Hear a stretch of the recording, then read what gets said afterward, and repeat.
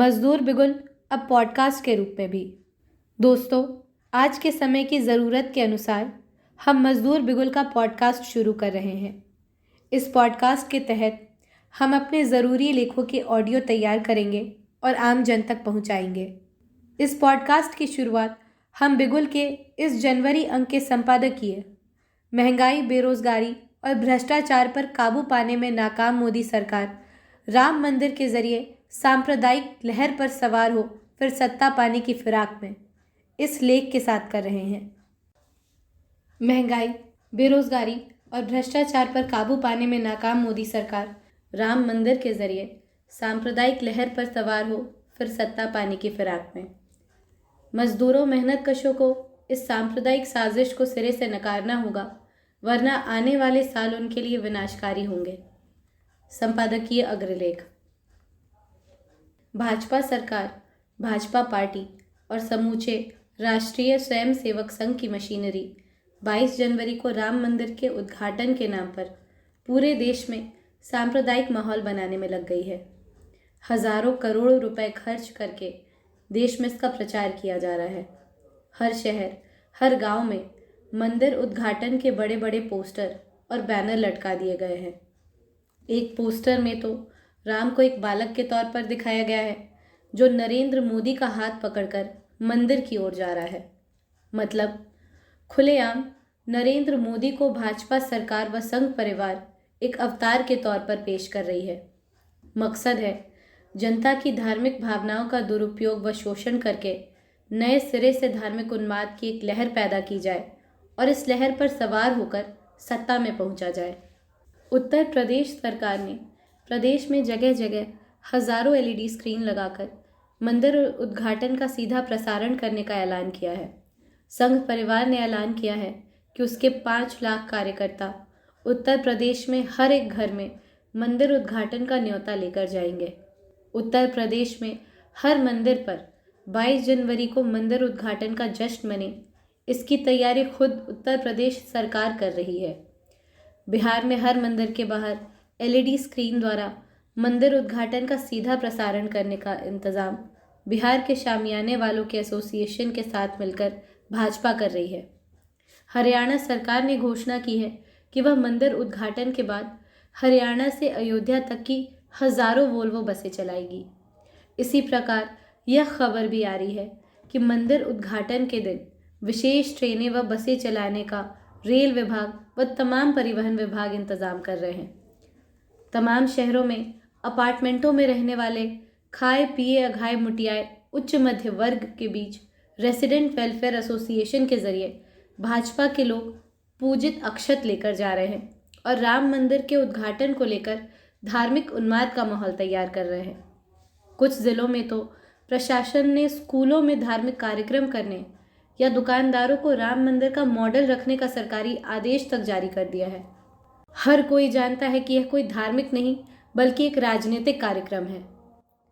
महंगाई को काबू करने, बेरोजगारी पर लगाम कसने, भ्रष्टाचार पर रोक लगाने, मजदूरों मेहनत कशों को रोजगार सुरक्षा, बेहतर काम और जीवन के हालात, बेहतर मजदूरी व अन्य श्रम अधिकार मुहैया कराने में बुरी तरह से नाकाम मोदी सरकार वही रणनीति अपना रही है जो जनता की धार्मिक भावनाओं का शोषण कर उसे बेवकूफ़ बनाने के लिए भारतीय जनता पार्टी और उसका आका संगठन राष्ट्रीय स्वयंसेवक संघ हमेशा से अपनाते रहे हैं।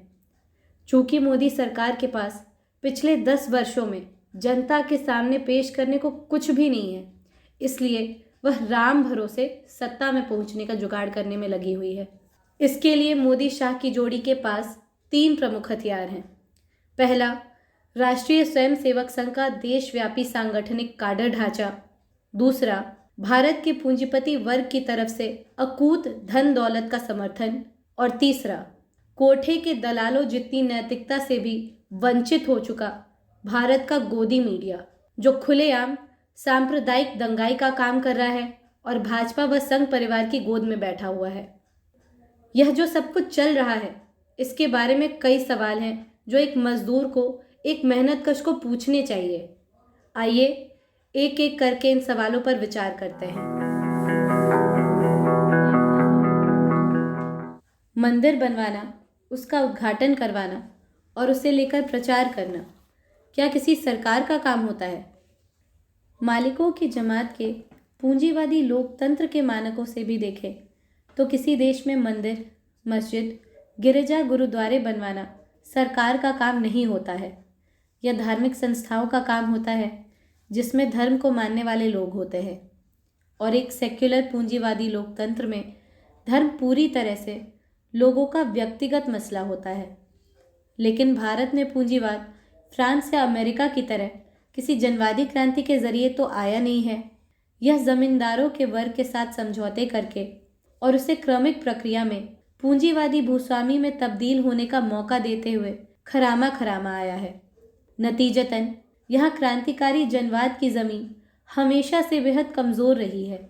साम्राज्यवाद के दौर में जन्मे यहाँ के बौने लेकिन चालाक पूंजीपति वर्ग में यह दम नहीं था कि वह सेक्युलरिज्म व अन्य जनवादी उसूलों पर अमल कर पाता।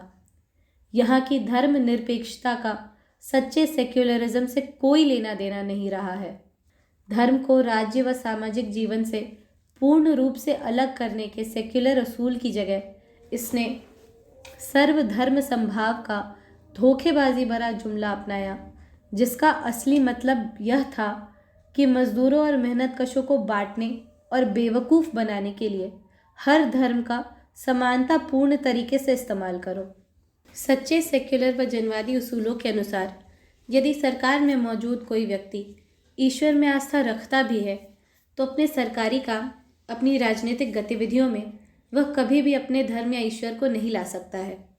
वजह यह है कि निजी जीवन में आस्था के अनुसार चाहे वह हिंदू हो, मुसलमान हो, सिख हो या ईसाई हो, या फिर वह नास्तिक ही क्यों ना हो, वह केवल किसी एक धर्म या संप्रदाय के लोगों का नुमाइंदा नहीं होता है। एक पूंजीवादी देश में भी कम से कम जब तक वह सेक्युलर होने का दावा करता है, कोई प्रधानमंत्री, मुख्यमंत्री, विधायक, सांसद या पार्षद कानूनी व औपचारिक तौर पर हर एक नागरिक का नुमाइंदा होता है। वह हर एक नागरिक का प्रधानमंत्री, मुख्यमंत्री, सांसद, विधायक या पार्षद होता है, चाहे किसी ने उसे वोट दिया हो या न दिया हो। इसलिए वह अपने व्यक्तिगत धर्म या आस्था को अपने राजनीतिक जीवन में कहीं भी नहीं आने दे सकता।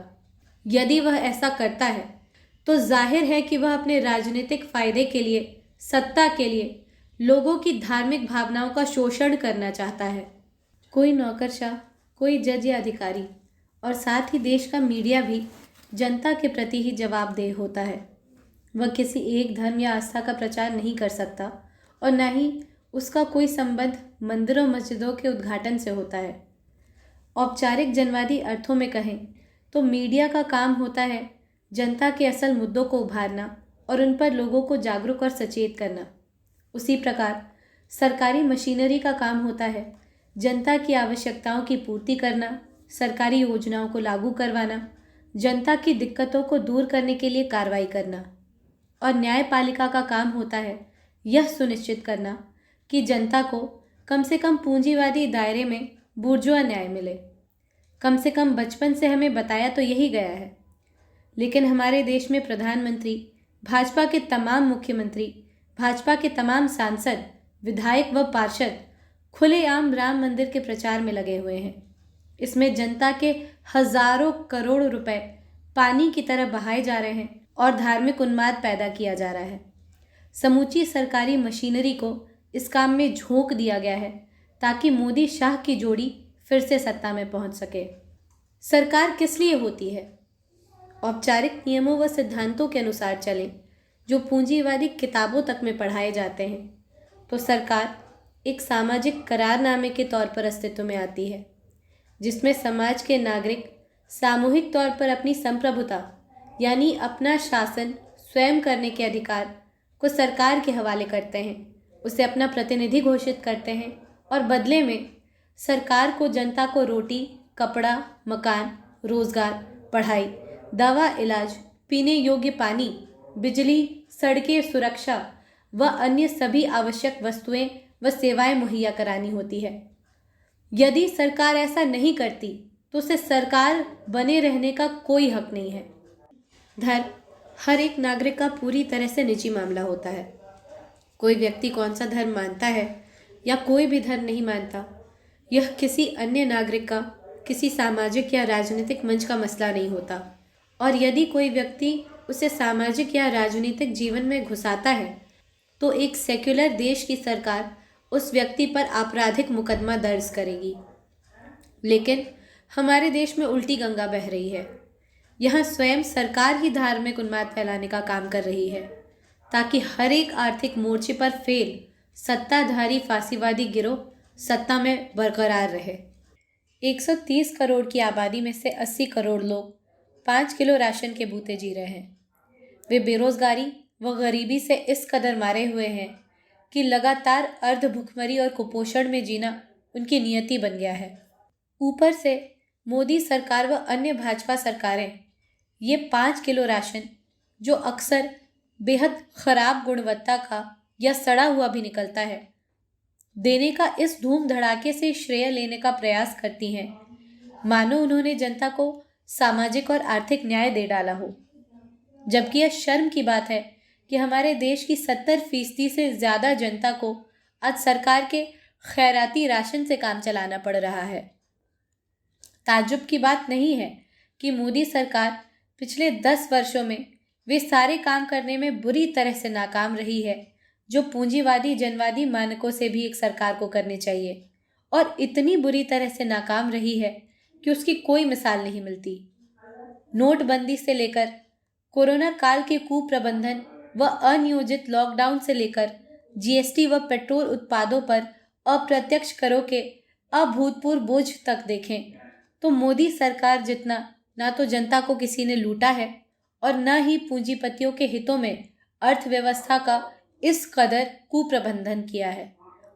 पिछले 10 सालों में ही अंबानी, अडानी, टाटा, बिरला आदि की संपत्ति में इतनी बढ़ोतरी हुई है जिसकी हमारे देश के इतिहास में कोई मिसाल नहीं मिलती। इतने कम समय में इन धन पशुओं की संपत्ति में जो बढ़ोतरी हुई है उसकी दुनिया में भी कम ही मिसालें मिलेंगी। वजह यह है कि जनता की लूट खसोट के ऐसे कीर्तिमान कभी नहीं बने। मजदूर खुद जानते समझते हैं कि पिछले 10 वर्षों में मालिक, ठेकेदार व पूंजीपति वर्ग के अन्य हिस्से उसके प्रति कितने आक्रामक हो गए हैं। मजदूरी की औसत दर में मामूली सी सांकेतिक बढ़ोतरी हुई है, जिसकी तुलना यदि महंगाई की दर से करें तो वास्तव में मजदूर वर्ग व मेहनतकश जमात की औसत वास्तविक मजदूरी घटी है। मोदी सरकार नए लेबर कोड लाकर मजदूरों को संगठित होने की सूरत में कानूनी तौर पर जो औपचारिक सुरक्षा मिल सकने की क्षीण संभावना थी वह भी खत्म कर रही है, ताकि पूंजीपतियों को लेबर कोड आदि का थोड़ा सा भी सरदर्द न झेलना पड़े। वैसे भी लेबर कोर्टों की पूरी व्यवस्था को फैक्ट्री इंस्पेक्टरों, लेबर इंस्पेक्टरों व अन्य स्टाफ की वर्षों से भर्ती न करके बर्बाद कर दिया गया है। वास्तव में पिछले 10 सालों में एक ऐसी स्थिति मोदी सरकार ने पैदा की है कि जितनी थोड़ी बहुत सुनवाई मजदूरों को लेबर कोर्ट व सिविल कोर्ट में मिल जाया करती थी, अब वह भी नहीं मिलती है। हालांकि पहले भी संगठित हुए बिना व यूनियन के समर्थन बिना किसी मजदूर को बिरले ही इन कोर्टों में न्याय मिलता था और वह वर्षों तक अदालतों के चक्कर काटते चप्पलें घिस देता था, बाल सफ़ेद कर देता था। लेकिन अब यूनियनों के समर्थन के साथ भी लेबर कोर्टों से कोई न्याय मिलने की उम्मीद नहीं रह गई है। कारखानों के निरीक्षण की मांग पर लेबर कोर्ट खुद ही हाथ खड़े कर देते हैं और कहते हैं इंस्पेक्टर ही नहीं है और स्टाफ ही नहीं है कि कारखानों में सुरक्षा, न्यूनतम मजदूरी आदि का निरीक्षण किया जा सके। पिछले 10 सालों में मोदी सरकार ने सुनिश्चित किया है कि जब तक औपचारिक तौर पर श्रम कानून बने हुए हैं तब तक भी उनकी प्रभाविता को पूरी तरह से खत्म कर दिया जाए। इसलिए श्रम कानूनों को लागू करने वाली मशीनरी को ही पूरी तरह से मोदी सरकार बर्बाद कर चुकी है और अभी भी कर रही है। एक ऐसे देश में जहां रोज़ 5,000 से ज़्यादा बच्चे भूख व कुपोषण से मर जाते हों, जहां 50% से ज़्यादा औरतें खून की कमी का शिकार हों, जहां 30 करोड़ से ज़्यादा लोग बेरोज़गार घूम रहे हों और आधे से ज़्यादा नौकरी ढूंढ रहे नौजवान बेरोज़गार ढूंढ रहे हों, जहां 14 करोड़ से भी ज़्यादा गरीब किसान सरकारी ऋण व समर्थन के अभाव में धनी फार्मरों, कुलकों व सूदखोरों के कर्ज में दबकर लाखों की संख्या में आत्महत्या कर रहे हों, जहां हर मिनट एक स्त्री विरोधी अपराध होता हो जिसमें अक्सर खुद सत्ताधारी भाजपा के लोग शामिल हुआ करते हों, वहां पर हजारों करोड़ रुपए राम मंदिर की प्राण प्रतिष्ठा के नाम पर बहाना, समूची सरकारी मशीनरी को उसमें झोंक देना और सत्ताधारी पार्टी का इसके जरिए धार्मिक उन्माद फैलाने में लग जाना क्या शुद्धतः राजनीतिक अश्लीलता, घटियाई और सीनाजोरी नहीं है? यह भला किसी सरकार का काम कब से होने लगा? वास्तव में जनता के प्रति सरकार का जो कर्तव्य व जवाबदेही होती है उसे पूरा करने में तो मोदी सरकार पूरी तरह से नाकाम रही है।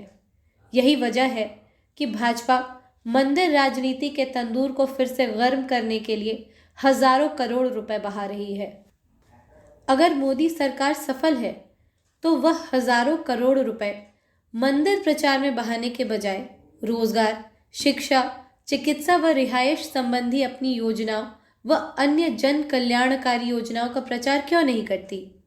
अपनी जन कल्याणकारी योजनाओं का प्रचार तो मोदी सरकार तब करेगी जब जनता का पिछले 10 सालों में कोई कल्याण हुआ हो। इन 10 सालों में आम मेहनत कर जनता केवल तबाह बर्बाद हुई है, जिसके बदले में उसे 5 किलो राशन की खैरात देकर और धर्म की अफीम चटाकर चुप कराया जा रहा है। 2014 के लोकसभा चुनाव के दौरान नरेंद्र मोदी नीत भाजपा ने जो नारे दिए थे वे अब मजाक बन चुके हैं। क्या आपने कभी सोचा है कि भाजपा अब कभी अच्छे दिनों का नाम तक क्यों नहीं लेती? क्या आपने सोचा है कि नरेंद्र मोदी अब कभी नोटबंदी का जिक्र तक क्यों नहीं करते? वैसे तो भाजपा हर धार्मिक घटना की वर्षगांठ मनाती है, वह नोटबंदी को लागू किए जाने का वर्षगांठ क्यों नहीं मनाती? वह जीएसटी को लागू किए जाने का वर्षगांठ क्यों नहीं मनाती? क्या आपने कभी सोचा है कि अगर नरेंद्र मोदी की सरकार पिछले 10 वर्षों में इतनी कामयाब थी तो वह हजारों करोड़ रुपए राम मंदिर के उद्घाटन के प्रचार पर बहाने के बजाय उन 100 स्मार्ट सिटीज के प्रचार पर क्यों नहीं बहाती जो कि मोदी सरकार के दावे के अनुसार बन चुकी है? वह हर वर्ष 2 करोड़ रोजगार देने के अपने वायदे की सफलता का प्रचार क्यों नहीं करती जो उसने हर चुनाव के पहले किया है? वह पिछले 9 सालों में गरीबों के लिए 3 करोड़ मकान बनाए जाने की अपनी उपलब्धि का भी उतने जोर शोर से प्रचार क्यों नहीं करती? इसलिए क्योंकि ये दावे झूठ हैं। यह सिर्फ हम नहीं कह रहे हैं। जब मोदी सरकार के इन दावों की पड़ताल तथ्य जांचने वाले कुछ ईमानदार पत्रकारों ने की तो पता चला कि ये कोरे झूठे दावे हैं। यही वजह है कि मोदी सरकार अपनी इन झूठी कथित उपलब्धियों का प्रचार करने और उनका जश्न मनाने पर हजारों करोड़ रुपए नहीं बहाती है। और ठीक यही वजह है कि महंगाई, बेरोजगारी, भ्रष्टाचार और मजदूरों के भयंकर शोषण के सवाल पर बुरी तरह से फेल होने के बाद भाजपा, संघ परिवार और मोदी शाह सरकार अब रामलला के भरोसे है। दूसरी ओर भारत की तमाम बड़ी कंपनियों और बड़े मालिकान को मोदी सरकार ने जमकर फायदा पहुंचाया है। इसलिए वे अपनी पूंजी की ताकत मोदी सरकार की सेवा में लगाए हुए हैं। उन्हीं के सारे मीडिया चैनल भी हैं। जाहिर है कि वे मोदी सरकार और बड़े मालिकान व कंपनियों के हितों के अनुसार ही बकवास करेंगे और कर रहे हैं। बड़े मालिकान व कंपनियों को मोदी सरकार ने इस प्रकार फायदा पहुंचाया है। 2014-15 से लेकर 2021-22 तक ही मोदी सरकार ने कुल कर आमदनी में कॉरपोरेट टैक्स यानी सबसे धनी पूंजीपतियों द्वारा दिए जाने वाला टैक्स का हिस्सा लगभग 35% से घटाकर 24% कर दिया, यानी 10% की कटौती। यहाँ तक कि छोटे पूंजीपतियों की कंपनियों के लिए भी टैक्स को 25% के बेस से घटाकर 15% कर दिया गया। यही कारण है कि छोटे और मंझोले पूंजीपति बड़ी पूंजी से प्रतिस्पर्धा में पिटते भी रहते हैं, लेकिन मोदी सरकार का गुणगान भी करते रहते हैं। कस्टम शुल्क को इसी दौर में 15.1% से घटाकर 6% कर दिया गया। जाहिर है इसका फायदा भी देशी व विदेशी पूंजीपति वर्ग को पहुंचा।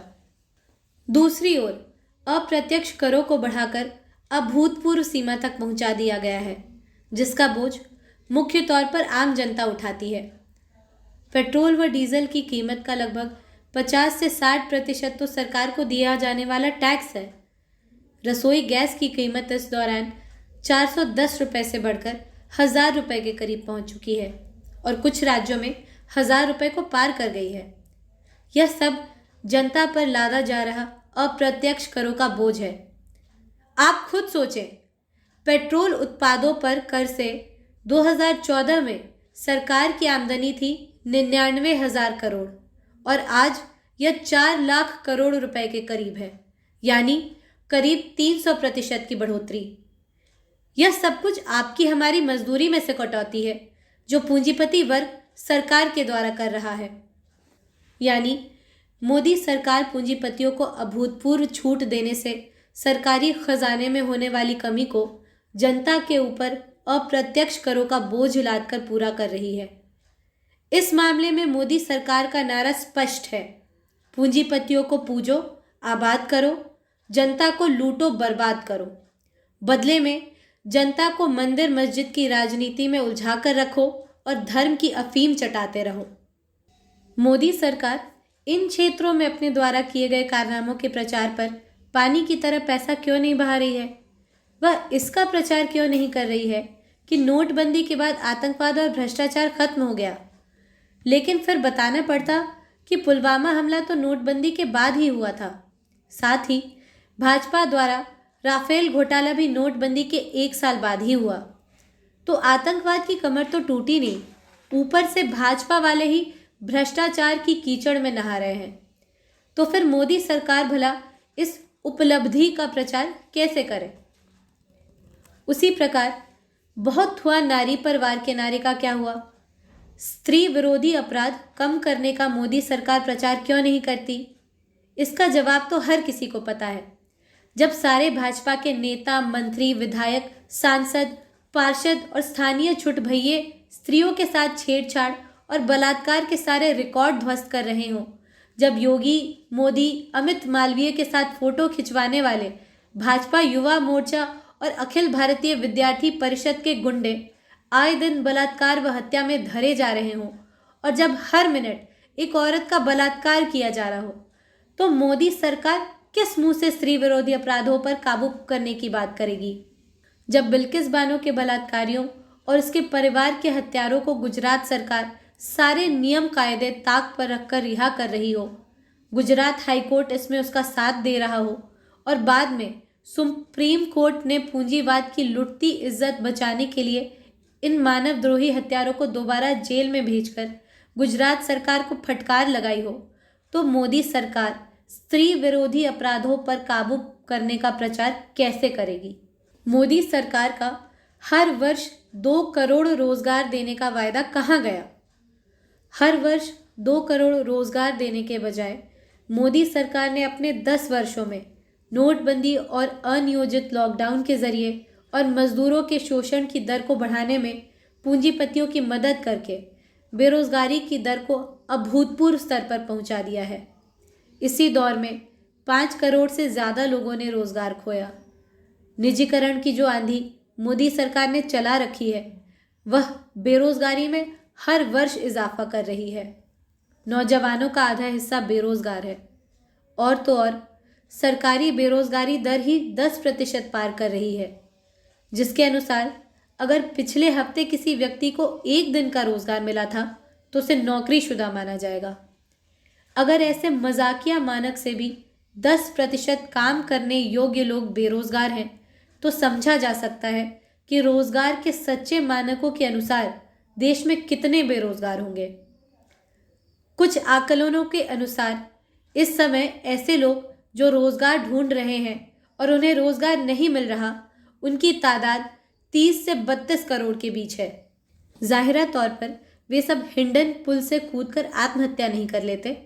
कोई काम चलाने के लिए पटरी दुकानदारी करता है, कोई रेहड़ी खोमचा लगाता है, कोई लेबर चौक पर खड़ा होता है तो कोई सेल्समैन या गार्ड का काम कर लेता है और इसी तरह से भूखमरी और कुपोषण की रेखा पर किसी तरह से जिंदा रहता है।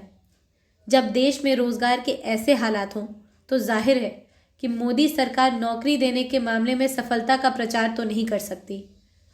इसलिए स्पष्ट है कि मोदी सरकार हजारों करोड़ रुपए राम मंदिर के प्रचार पर क्यों बहा रही है और अपनी योजनाओं की सफलता के प्रचार पर क्यों नहीं बहा रही।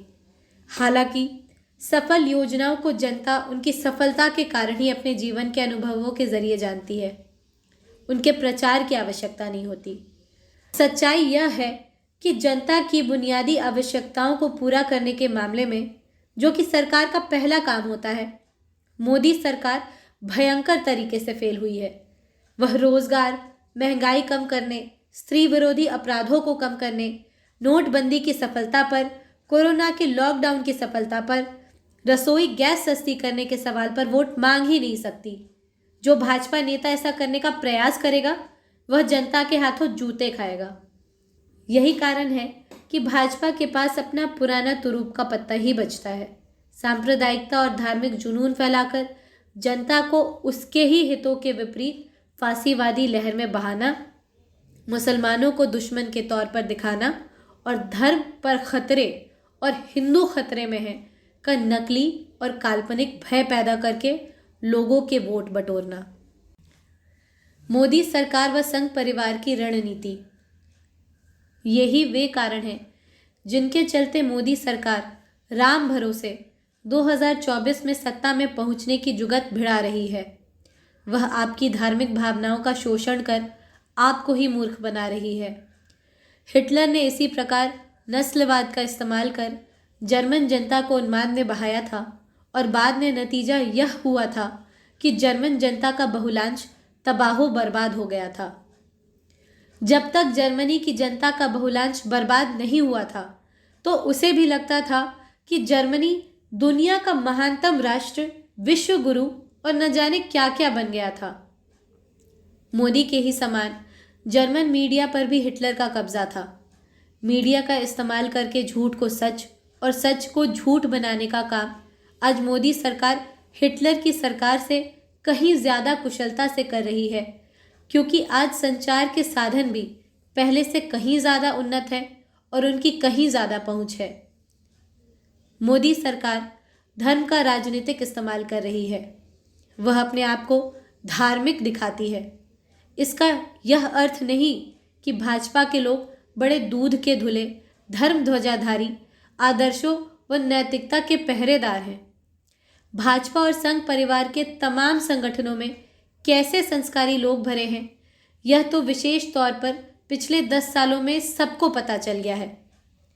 अगर किसी इलाके में यह खबर आती है कि वहां से भाजपाइयों की रैली या जुलूस निकलने वाला है तो स्त्रियां तो वैसे ही घर के भीतर चली जाती हैं। बेटी बचाओ नारे का मतलब जनता को अब समझ में आया है। भाजपा से बेटी बचाओ। धर्म का चोगा तो भाजपा सिर्फ इसलिए ओढ़ती है क्योंकि जनता के पिछड़े हिस्से आदर्श, नैतिकता, सद्चरित्र, सत्य आदि को धर्म से जोड़कर देखते हैं। हालांकि इसका कोई ठोस आधार नहीं होता। यह एक विचारधारात्मक यानी कि छलने वाली झूठी छवि है जो सदियों से शासक वर्गों ने जनता को दिमागी तौर पर गुलाम बनाए रखने के लिए बनाई है और लोक चेतना में उसे बिठाया है। लेकिन धर्म के क्षेत्र में भी भाजपा महज धार्मिक छवि इस्तेमाल करके अपने चाल, चेहरा, चरित्र को साफ नहीं दिखाना चाहती, बल्कि वह समूची हिंदू आबादी की एकमात्र प्रवक्ता व प्रतिनिधि बनना चाहती है, ताकि भाजपा का विरोधी होने को ही हिंदू विरोधी होना दिखलाया जा सके। इसके एक प्रमाण पर गौर करिए।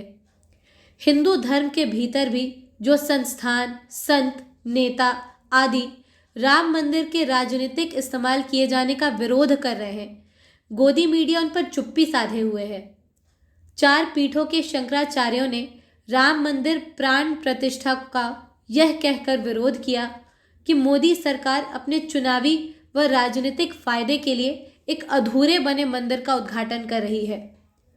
इसके जरिए वह 2024 के लोकसभा चुनावों में विशेष तौर पर उत्तर भारत की हिंदी पट्टी में वोट बटोरना चाहती है। लेकिन कोई गोदी मीडिया इन शंकराचार्यों का इंटरव्यू लेने नहीं जा रहा है।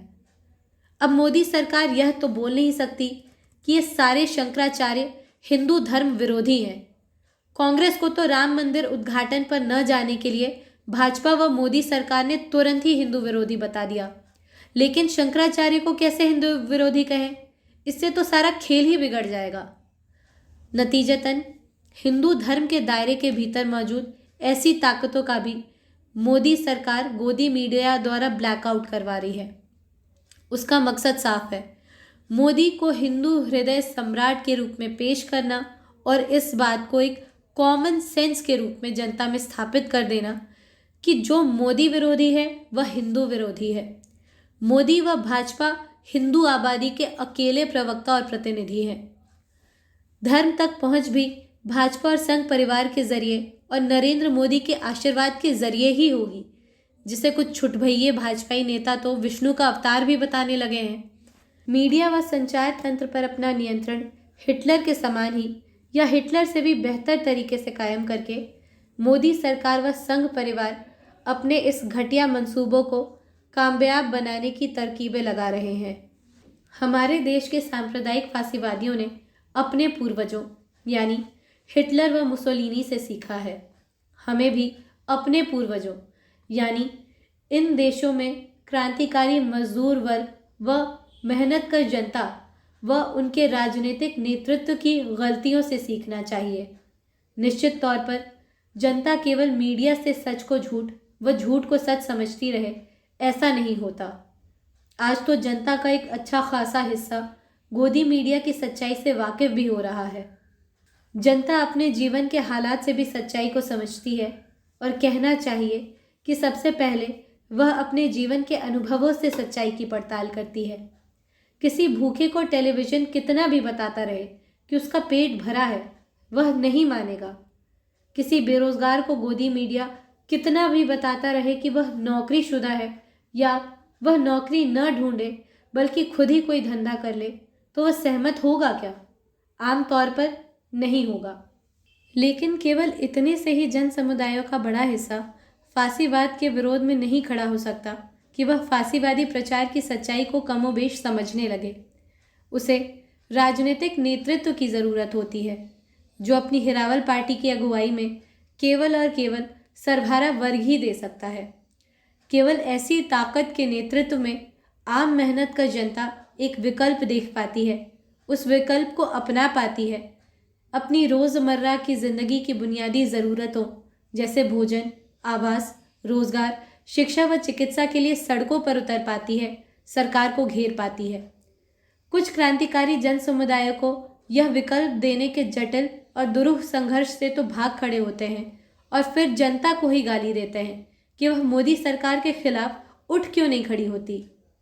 सरभारा वर्ग का नज़रिया साफ है। जब तक जनता के सामने एक ठोस राजनीतिक नेतृत्व, एक ठोस राजनीतिक कार्यक्रम और एक ठोस राजनीतिक विकल्प नहीं होगा, तब तक जनता जुआ नहीं खेलती। फांसीवादी चुनौती का जवाब कैसे दें? आज का सबसे बड़ा तात्कालिक कार्यभार यह है, जनता के असल मुद्दों यानी बेरोजगारी, महंगाई, आवास, शिक्षा, चिकित्सा, भ्रष्टाचार व सांप्रदायिकता के मसले पर ठोस मांगों व ठोस कार्यक्रम के साथ व्यापक मेहनत कर जनता को जागरूक, गोलबंद और संगठित किया जाए। उसे सांप्रदायिक फांसीवादी मोदी सरकार की असलियत से वाकिफ कराया जाए। उसे सच्चे सेक्युलरिज्म के उसूलों से वाकिफ कराया जाए। उसे बताया जाए कि मजदूरों, मेहनतकशों के लिए सबसे सही और सटीक बात है कि धर्म को वे पूर्णतः निजी मामला घोषित कर दें और मालिकों की किसी भी पार्टी को अपनी धार्मिक भावनाओं का शोषण न करने दें। याद रखें कि शहीद आज़म भगत सिंह ने फांसी चढ़ने से पहले देश के मेहनतकशों को क्या संदेश दिया था। भगत सिंह ने देश के मजदूरों व गरीब किसानों से कहा था, हम धर्म के मामले में अलग होकर भी अपनी राजनीति में एक हो सकते हैं और हमें होना ही होगा। इसके बिना हम मालिकों के जमात के हाथों धोखा खाते रहेंगे, लुटते रहेंगे और कुचले जाते रहेंगे। आज हमें अपने असल मुद्दों पर एक जुझारू जन आंदोलन खड़ा कर फांसीवादी, जन विरोधी, मजदूर विरोधी, गरीब किसान विरोधी, स्त्री विरोधी, दलित विरोधी व आदिवासी विरोधी मोदी सरकार को घेरना होगा, कटघरे में खड़ा करना होगा और उसकी व संघ परिवार की सांप्रदायिक राजनीति को सिरे से नकार देना होगा। यह सबसे पहला तात्कालिक कार्यभार है। इसके साथ ही आज देश में मेहनतकशों के संघर्षों को एक लड़ी में पिरोने और उन्हें सूझबूझ के साथ नेतृत्व देने के लिए एक क्रांतिकारी मजदूर पार्टी को खड़ा करने, उससे जुड़ने और उसे मजबूत करने की ज़रूरत है। जिस प्रकार के देशव्यापी क्रांतिकारी जन आंदोलन को खड़ा करने की आज ज़रूरत है, वह एक क्रांतिकारी राजनीतिक नेतृत्व के बिना बहुत लंबा सफ़र नहीं तय कर पाएगा।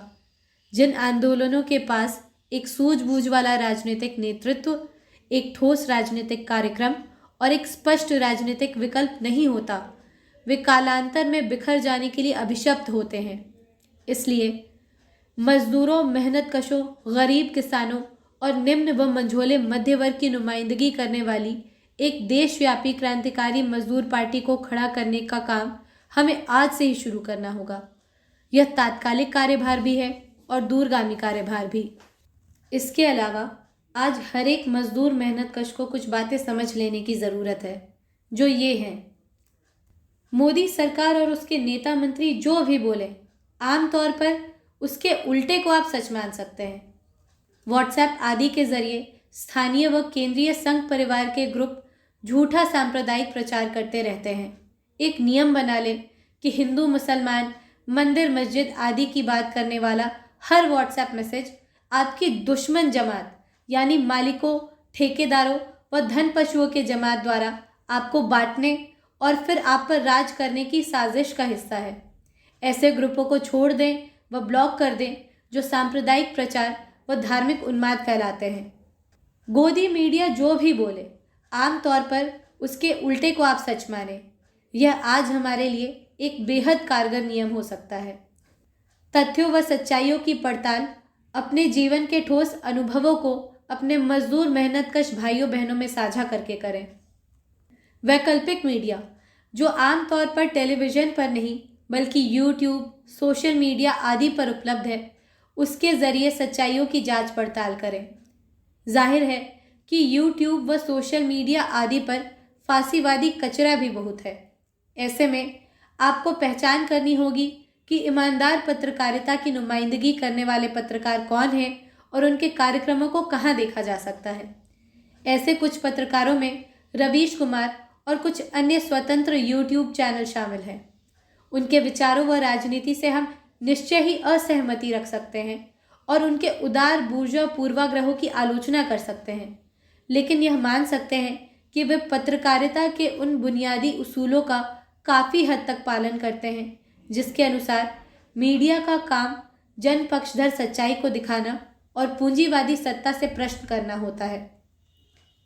रोजगार गारंटी, आवास गारंटी, प्राथमिक से उच्चतर स्तर तक सभी को समान व निःशुल्क शिक्षा, सभी को समान व निःशुल्क अच्छे दवा इलाज की गारंटी और एक सच्चे मायने में सेक्युलर राज्य की गारंटी की 5 मांगों को अपनी बुनियादी मांग बना ले और इस पर अड़ जाएं, लड़ जाएं, गोलबंद व संगठित हो जाएं।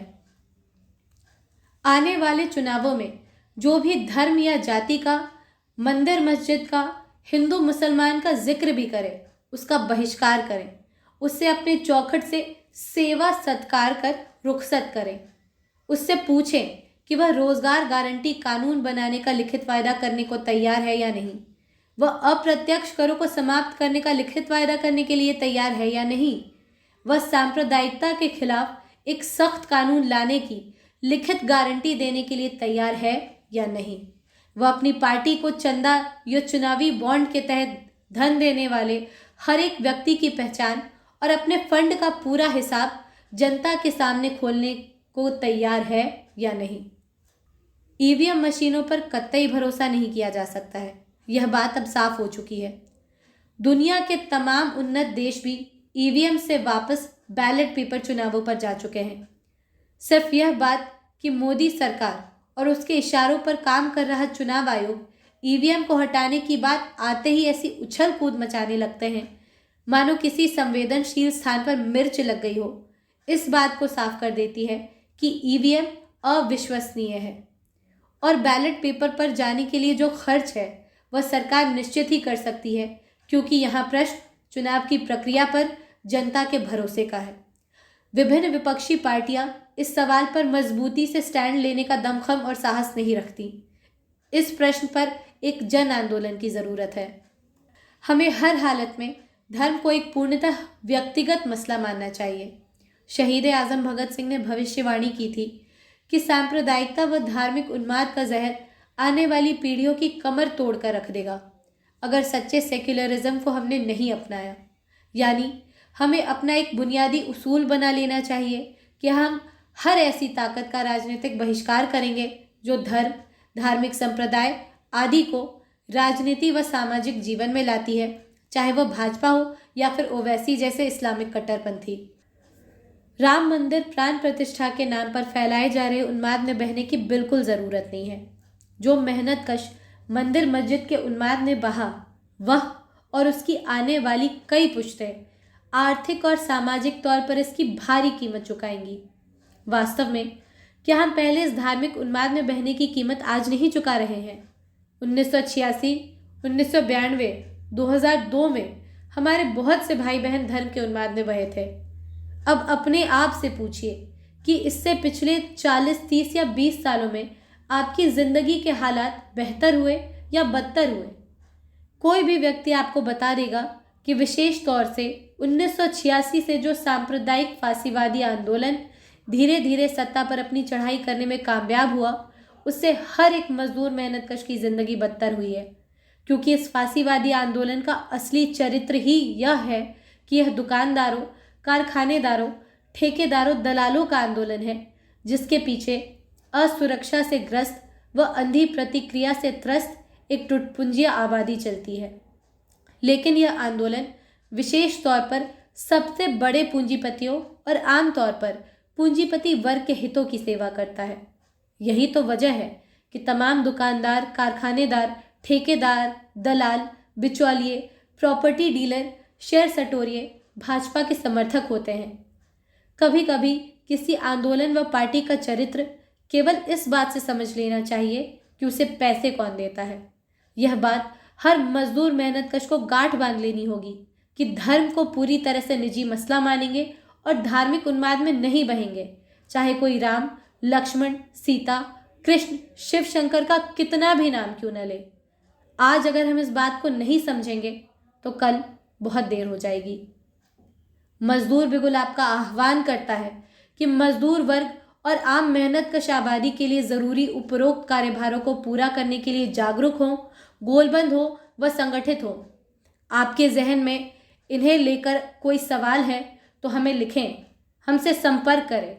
मजदूर बिगुल स्वयं इस मुहिम में शामिल है। जनता का जुझारू क्रांतिकारी जन आंदोलन ही फासीवाद को शिकस्त दे सकता है।